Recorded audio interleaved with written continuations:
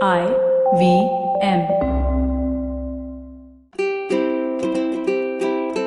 Hello and welcome to the Habit Coach podcast. I am Ashdin Doctor, your habit coach, and today is part 2 of the episode that we had earlier with Navreet Josan.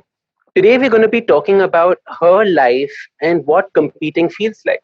Because, there is so much to learn. She is a professional athlete competing in bodybuilding competitions. Now, when you're training at that level, there are so many emotions that take place. There are so many focuses where your goals are and where your intentions are. I want to understand what that been like, because I've seen her go through wins, go through losses, and I've seen her go through these mental shifts that take place. And it's amazing how she bounces back. So I was so curious to have her on the podcast and share this with everyone, because I personally feel that failure is the only way to succeeding. And if you don't fail, you can't succeed. So what is the process through that? Navreet, welcome. Hi, Ashton. Thank you for having me. My pleasure. So, we were talking about competition and we were talking about competing and we're talking about winning. If I say the word competition, what are the thoughts that come to your mind quickly without thinking?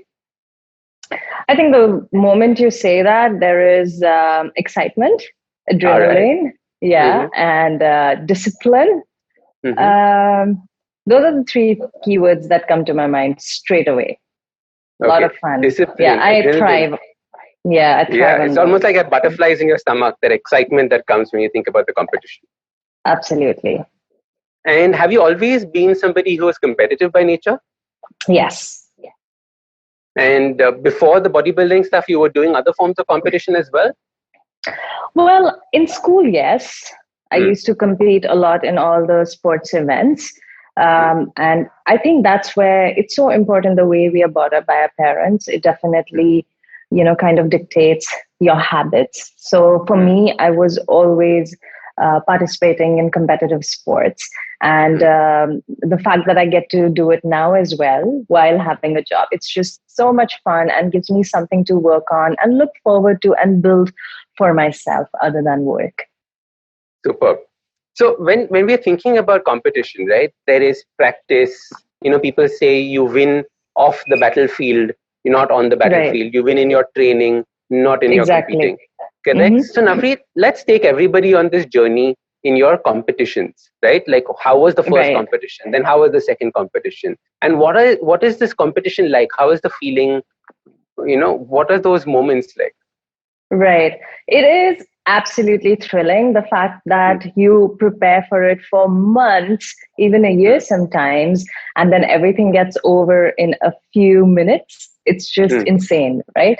So the rush, that whole excitement, and also all of us train to win, right? But you don't know what's going to happen. So those few moments when you're on stage, it's such a great feeling, just to see your hard work come through. And also the fact that I think one thing I realized as I trained throughout the years is that you have to win in your mind first before you go ahead and win on stage, right? So how were you looking before, like, let's say last year versus how you're looking this year? So if you're looking better, it's already a win for you anyway. Right now, let's talk about the win on stage. So when I started competing and I gave myself only 4 months to prep for the competition and I went for it, I stood fourth, which it's actually really hard to place in top 5. So I was really, really happy that I stood for fourth. Then I would, from there on, this was 2013, I started competing every year and my placing started getting better. Okay. Then I came second, I came first, then I won overall as well. And eventually in 2017, I won my IFBB Pro card, which is basically when you join.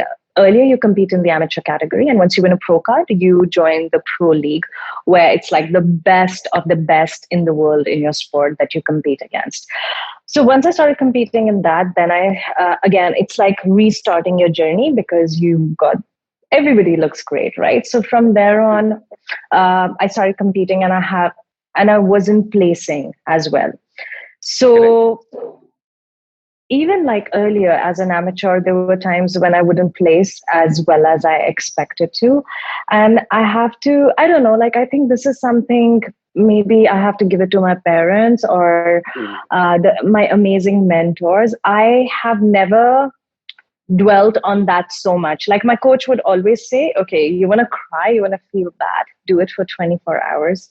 Beyond that, you're not going to do that because it's only going to hamper the progress that you would have made after that. So I've always had that mindset. First of all, when you're competing in a sport like this, where it is so subjective, because it's not like they're looking for your biceps to be a certain inch, or it's just the whole look. And one day they would like somebody else, and another day they might look like another type of look. So you cannot put yourself, like, you cannot go into feeling sad and depressed based on how you place. So I think that's something that the sport taught me as well, is just to go on stage, have a good time, because all the work that I had to do is done now. Right now, it's time to get on the glam, get on stage, have fun, make amazing friends, learn from each other, and just enjoy that moment that you worked so hard for. And from there, you look at what the learnings are and the feedback that you get from the judges. Of course, sometimes it hurts like hell. Like, oh my God, I trained so hard for this and I didn't even place.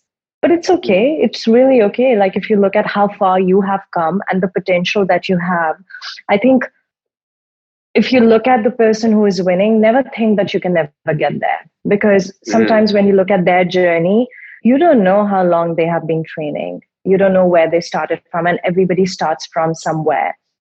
So always, I think, stay in your lane, look at your competition, study them really well. Very important. See what they are doing well, include that in your training and see if that's working from you. But never get spiteful, or never, dwell on feeling sad or disheartened for too long. Just move on. And from there, I promise you, it's such a good feeling, and you always progress from there. So that has been my mindset. Like, yes, I've cried a lot. If I've lost, like once, my last competition, I didn't place, and I felt really bad. Like, I howled for like maybe 20 minutes, and then it's done. That's it. Then you get back to the drawing board, new plan, new everything, and you start smashing your goals. So that's been my mindset. Honestly, I feel it's been an asset to the way I feel and develop my mindset as an athlete, because I spend less time brooding on what went wrong and why I didn't do it, and spending more time on moving ahead. So many things to decode here. Okay. The first thing I want to decode is the training is going to be hard and the competition is going to be short. So when you're in the competition, just enjoy yourself, right? Absolutely. You've already put in all the hard work. Now during the competition, let loose, enjoy yourself. And that's going to possibly give you the best chance of success, because now you're not actually focusing on anything. You're going to be working through your subconscious mind, through the motions, and that's going to be far better through the whole competition process. One. The second important thing you were talking about was understanding that it's okay to howl. It's okay to cry. It's okay to feel bad when you don't necessarily get the expectations you had. Go through the process, but then say, now what next? And the now what next is the winner's mentality, because the now what next means that you've chosen to improve. If you go back to saying that, no point, you have not chosen to improve, right? So howl, feel bad, but then say, ab kya? What next? Absolutely, and then take that next step towards it. The third most important thing I found from this conversation was observe the winners. See what they're doing right. See what they're doing wrong. Don't compare yourself to the winners, because you might be comparing a 4-year journey with a 10-year journey. Absolutely. And that is not a fair comparison for yourself, right? So understand what the winners are doing right, saying that I will get there slowly, I'll get there slowly. You have to just trudge along to that point and understand that once you get there, champagne, right? So absolutely. Focus on those steps going through. Yes. And I was just going to add that this is something that you can apply to your any aspect of your life. Like, let's say even relationships, right? Let's say if you've had a bad relationship, you want to not spend, I know it's easier said than done, but not spend so much time brooding over it, because the amount of time you waste on whether it's something related to work, just have that mentality to learn from it, give yourself a little bit time to feel the emotions, and that's it. When it's next day, you're going to go through it, but don't hang in there too long, and focus more on moving ahead, and the happiness it will give you and how you will feel is going to help you move forward. Correct. Focus on the happiness that's going to be coming. Absolutely. And in fact, that goes well with the question that I had next, which was, when you won your first competition, how did it feel? Amazing. Honestly, like when I won fourth, I was like, I won fourth. I wanted to win first. But later on, my coach told me, do you know what it means to win top 5? So it felt really good, honestly. And I think that's where, like, I had some really tough coaches as well, like really tough masters who taught me that don't get all like, swayed by a success. Come enjoy it, party hard, and come back to, okay, what next? How do I get to the next level? Correct. That's what I wanted to come to, because whether you win or you lose, the process after that point is exactly the same. You either cry your eyes out or you party your legs out, right? Exactly. And then you go into, okay, now what? What is the next now step? What? Yeah. What is the next step? Exactly. What is the next step? Yes. Correct? And that is the beauty of this whole competition. It doesn't matter whether you won or whether you lost.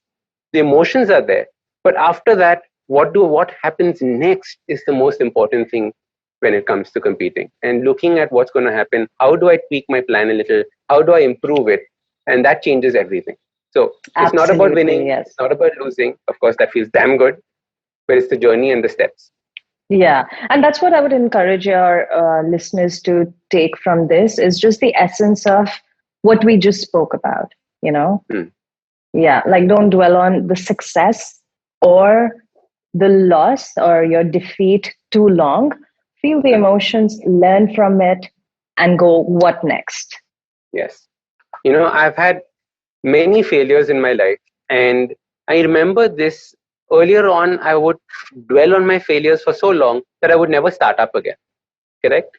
And then recently in the past, I've had many successes in my life. And then I would dwell on my success for so long that I never started up again. It was understanding that both success and failures are just one aspect.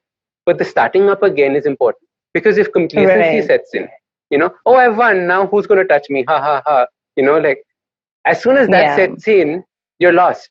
You've immediately lost, because at a competitive level, people are always trying to level up. And if you're not going along with that flow, or you're stagnant, game over. Oh, yeah, absolutely. There's already going to be somebody who's better than you. So never, you just don't know. Like, I know there's this saying that there's always someone who's working harder than you, right? So you cannot get complacent. You have to stay on the game, but also know that the hardships that you go through are the hardships they go through as well.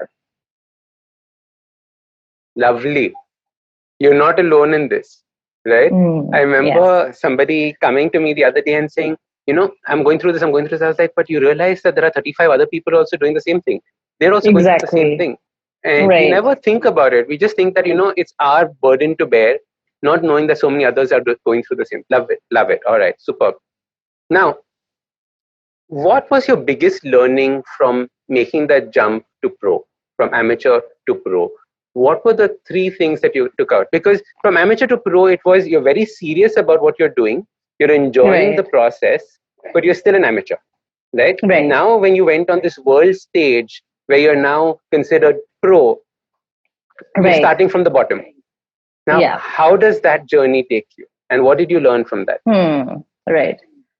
I think that whole switch from once you go from being an amateur to a pro, there's a lot of responsibility that comes with it, because it's like you're representing the sport in your country, and you're representing the pro category and what it looks like, right? And that is a big responsibility.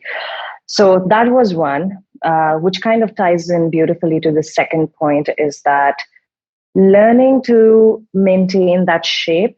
And okay, you don't have to be that lean or that shredded throughout the year, but dominating your sport throughout the year is very important, and always working towards it and looking in great shape. And that, again, like I said, doing that throughout the year, it does take discipline. And again, I'm going to reiterate, it doesn't mean looking lean throughout, but it means looking in shape throughout the year without having an immediate goal. So that is the second one. And the third one has been, it's actually been an evolution for me as an athlete as well, is making this a part of my life and not like, oh, I have to work out today. No, it is just something that I do. It is, and that is so true, Ashdin. I maybe like it might be a little bit hard for someone to relate to this, but I'll really try and break it down. When I don't work out, when I don't do my nutrition right, when I don't do things that I have been told to do by my coach, they are so much a part of my life now that if I don't do it, I don't feel like I'm being myself. I feel a little out of place, you know? So that has been a major, major shift for me, which I'm really thankful to the sport for. Superb. You know, so one of the big changes was that it went from something that was happening that you enjoyed to something that became a part of your life. And I think that shift was a huge one, right? Spending 4 hours of the day in the gym, 2 hours in the morning, 2 hours in the evening is not something that, you know, you can't say it's a small part of your life when you're spending that much time doing something like that. Right. And like you're saying, it's not just about the last 3 months or the last 4 months before you start your competition. It now has to become something that you're doing every single day. Exactly. Like I take it very seriously that there are a lot of people that would look up to me for, you know, like what the category looks like, or especially like the younger girls. And I think for a lot of people, I'm sure there's so many people that look up to you. So correct. You wanna represent the best of yourself for yourself and for them as well. Beautifully put.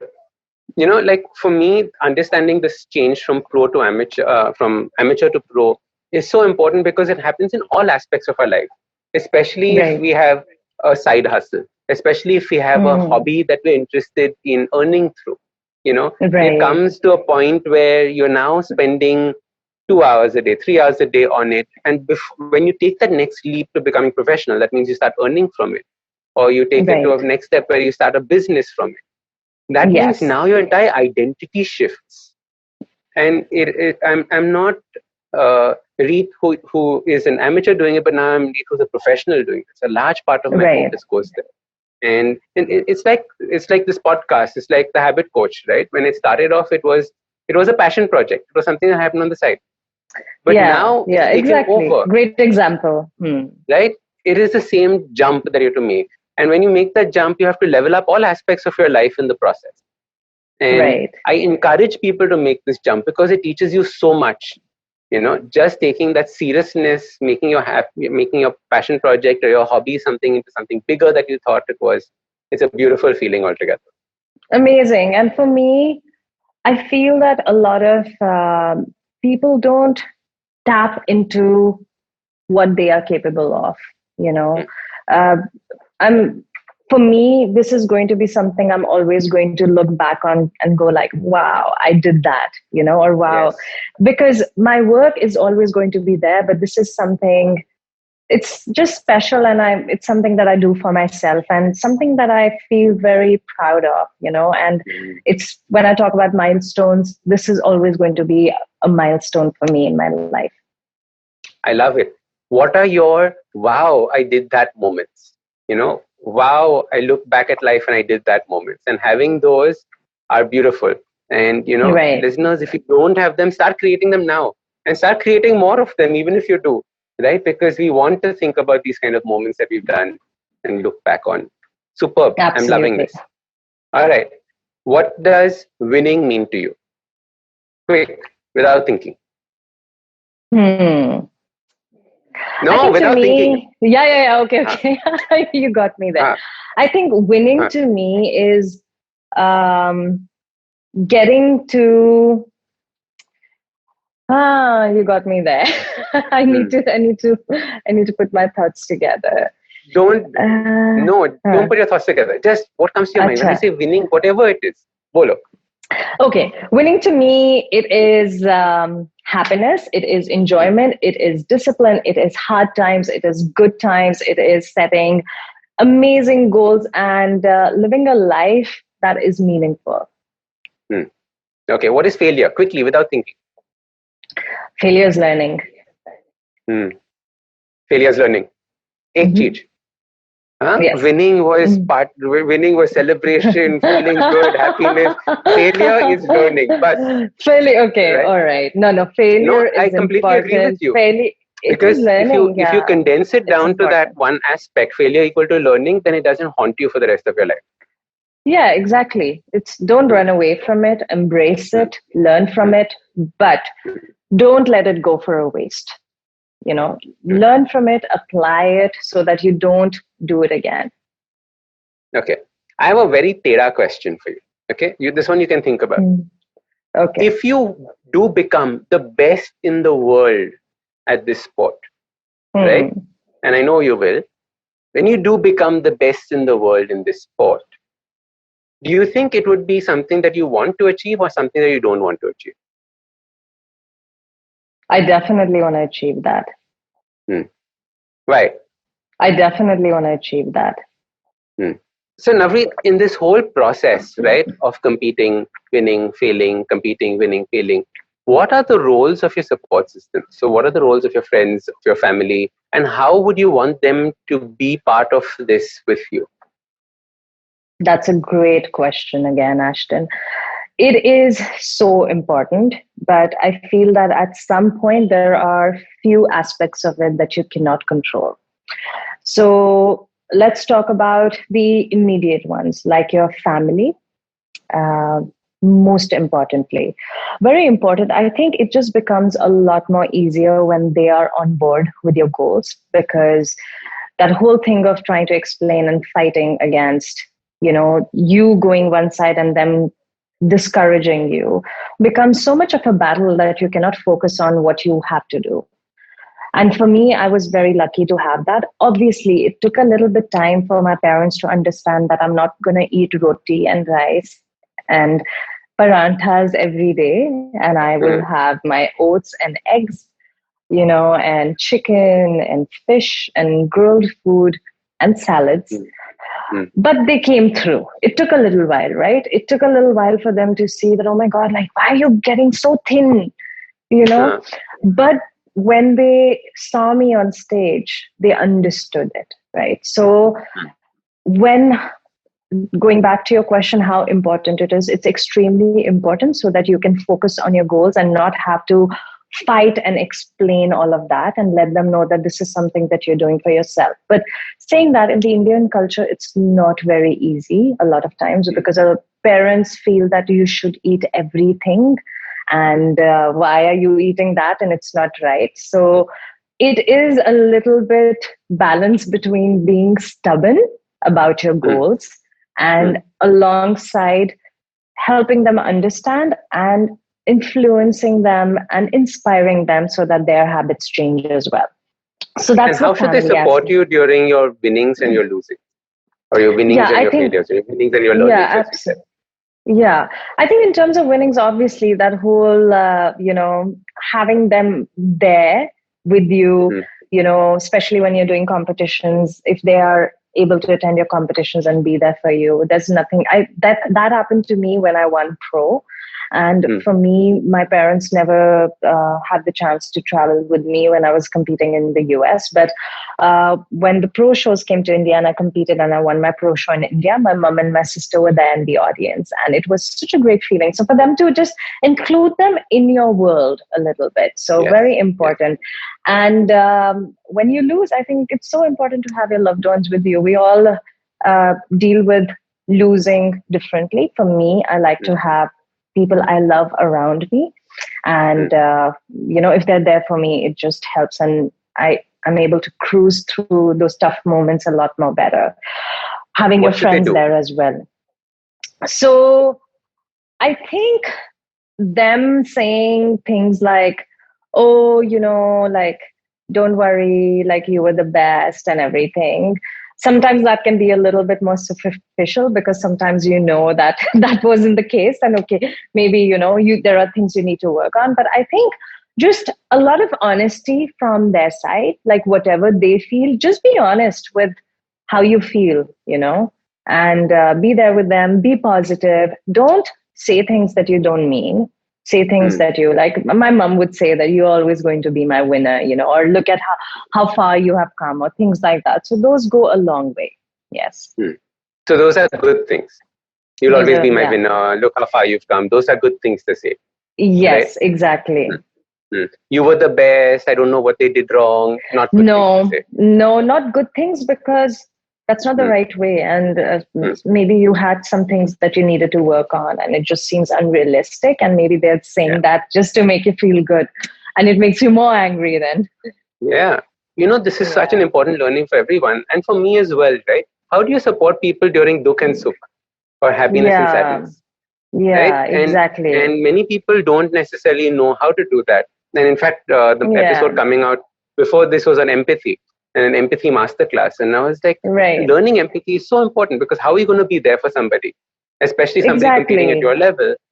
How can friends be there for you? How can family be there? Yeah. I think for me, it's going to be whatever sport you're into or whatever that you are competing in. I would say that make your boyfriend, your husband, your family a part of it to some extent. They might not relate to your sport that much, but just including them and making them a part of them knowing what your world is like is really important, so that they are better able to support you when that happens. Because with my mom, it will be things like, okay, no worries, let's get back and talk to your coach, see what you need to do, and you've been so disciplined all throughout. I know you can do it, So just having a lot of positivity, genuine positivity. How lovely. Yeah. And all this is not just from a sport perspective, because many people might be listening who are not into sport. It comes into life. Right. You had a presentation that you were preparing for. You had something in your business that you're working towards, right? All sorts of times in life, there'll be ups and downs. And at that point of time, how you support somebody else and how somebody else supports you is going to be absolutely. Yeah, I agree. I think that's the beauty of sport. Any sport is you can apply all those principles that you learn to everyday life. Beautiful. Amazing. I love this conversation about competition, about winning, about failing, because it is a stepping stone to whatever it is that you want to do in life. All is part of the process. Correct? You can't be just, to have a winner, you have to have somebody who's losing. And that's part of life.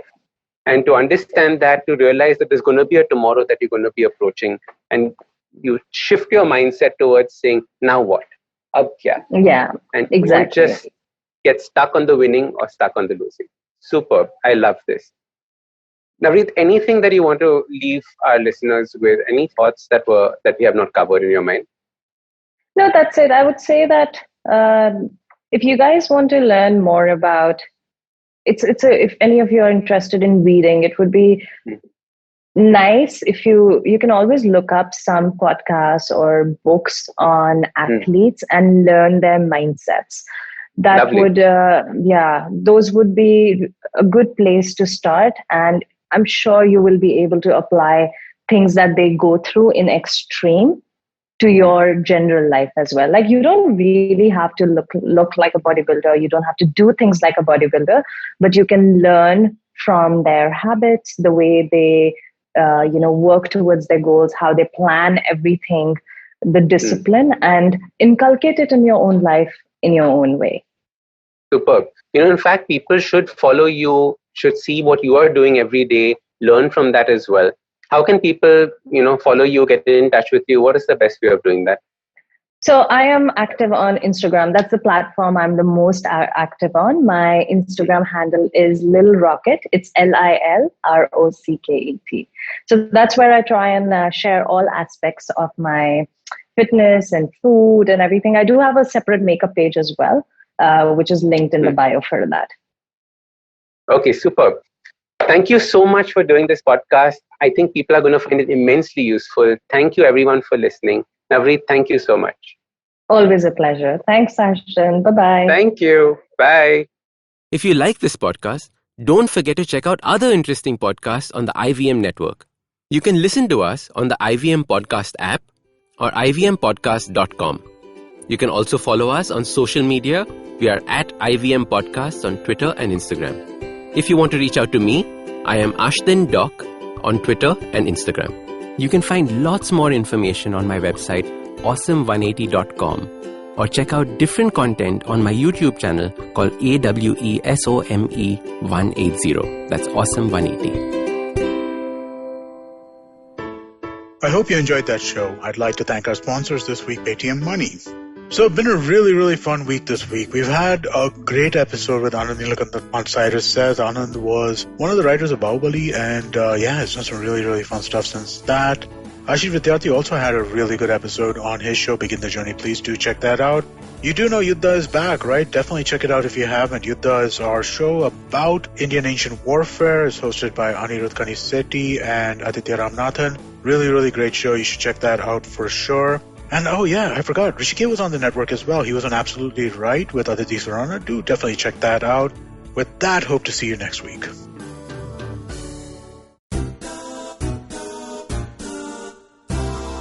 माणसं ना गोलगप्प्यासारखी असतात. Hi hello करताना वेगळी आणि बोलताना वेगळी आणि गप्पा मारताना वेगळी, मित्र झाली की वेगळी आणि शत्रू म्हणून वेगळी, थोडक्यात दिसणारी वेगळी आणि असणारी वेगळी, कधी आंबट, कधी गोड, कधी तिखट, तर कधी चमचमीत आणि कधी कधी हॉट अँड स्पायसी सुद्धा.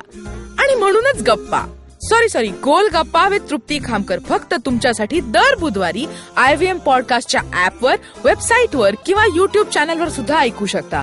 तुम्ही आमचा पॉडकास्ट वेगवेगळ्या पॉडकास्ट प्लॅटफॉर्मवरती ऐकू शकता. फक्त सर्च करा गोल गप्पा विथ तृप्ती खामकर आणि आमचा पॉडकास्ट ऐकत रहा.